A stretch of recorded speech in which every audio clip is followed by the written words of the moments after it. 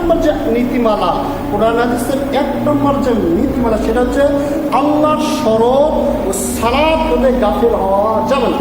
আপনি যখন খেলাধুলা করবেন, সেই খেলাধুলার মাধ্যমে আল্লাহর স্মরণ এবং আল্লাহর যে সালাত রয়েছে, 5 ওয়াক্ত যে সালাত রয়েছে, সেটা হতে গাফেল হওয়া যাবে না। যদি সালাত ঠিক রেখে আল্লাহকে স্মরণ করা, এটা ঠিক রেখে যদি আপনি খেলাধুলা করতে পারেন, সেই খেলাধুলা হালাল।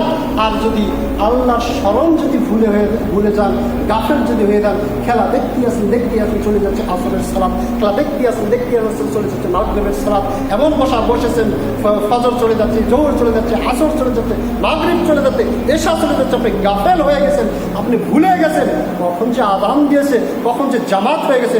মনে আল্লাহ রাব্বুল আলামিন বলতেছেন, আইয়ুহাল্লাযিনা আমানু, ঈমানদারগণ, মুমিনগণ, লা তুলহিকু আমওয়ালাকুম ওয়ালা আওলাদুকুম আন যিকরিল্লাহি ওয়া মান ইয়াফআল যালিকা ফাউলাইকা হুমুল খাসিরুন।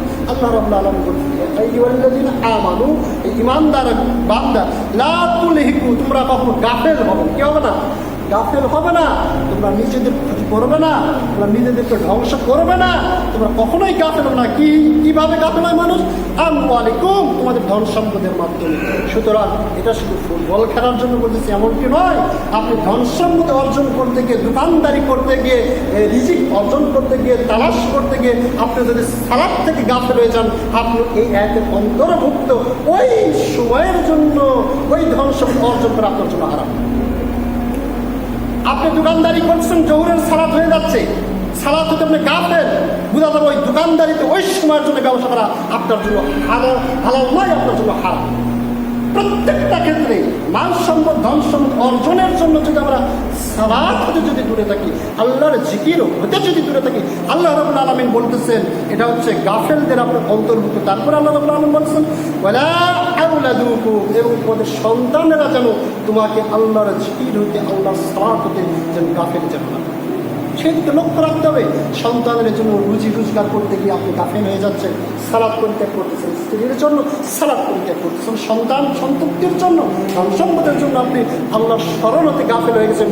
আল্লাহ বলতেছেন যে আন যিকরিল্লাহি ওয়া মান ইয়াফআল যালিকা, যে ব্যক্তি এই কাজ করবে, ধন সম্পদের মাধ্যমে আল্লাহর জিকির হতে দূরে থাকবে, সালাত হতে দূরে থাকবে, সন্ততির জন্য জিকির হতে দূরে থাকবে, সালাত হতে দূরে থাকবে, ফাউলাইকা হুমুল খাসিরুন, কাল কিয়ামতের দিন এমন ব্যক্তি তারাই হুম মানে তারাই খাসিরুন, তার ক্ষতিগ্রস্ত হবে। কিয়ামতের দিন আপনি বুঝতে পারবেন। সুতরাং আপনি যে খেলাগুলো দেখতেছেন, এই খেলাগুলোর মাধ্যমে, আপনি যে খেলাগুলো করতেছেন, এই খেলাগুলোর মাধ্যমে যদি সালাত যদি নষ্ট হয়, আল্লাহর জিকির যদি নষ্ট হয়, তাহলে এই খেলাগুলো করার কারণে আপনি কাল কিয়ামতের দিন ক্ষতিগ্রস্তের অন্তর্ভুক্ত হবেন। মানে এই সময়ের জন্য এই খেলা করা আপনার আমার জন্য হাত।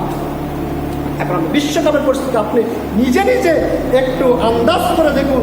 তারা যখন খেলাধুলা করে, ওয়ানডে ম্যাচ হইতেছে, সারাটা দিন ওয়ানডে ম্যাচ হইতেছে, সালাতের সময় তারা খেলাধুলা করছে, বাংলাদেশে মুসলিম রাষ্ট্রে খেলাধুলা করছে, তার সালাতের জন্য সময় দিতেছে কিনা। সালাতের আজান হয়ে যাচ্ছে, আপনার ম্যাচ দেখার জন্য বসেই আছে, T20 ম্যাচ হচ্ছে, এই বিশ্বকাপ হচ্ছে, দেখতে আসেন। গতকাল